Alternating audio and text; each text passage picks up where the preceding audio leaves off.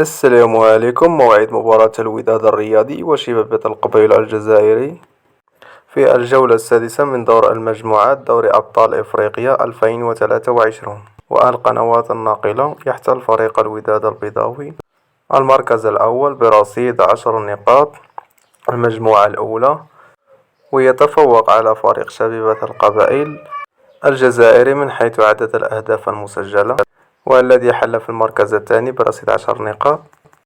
وسيواجه فريق الوداد الرياضي شبيبة القبائل في الجولة السادسة من دوري أبطال إفريقيا 2023 يوم السبت 1 أبريل على الساعة 10 بتوقيت المغرب، وعلى الساعة 11 بتوقيت الجزائر تونس، وعلى الساعة 12 بتوقيت مصر إن شاء الله. ومن المنتظر نقل هذه المباراة على قناة بي أن سبور HD 4.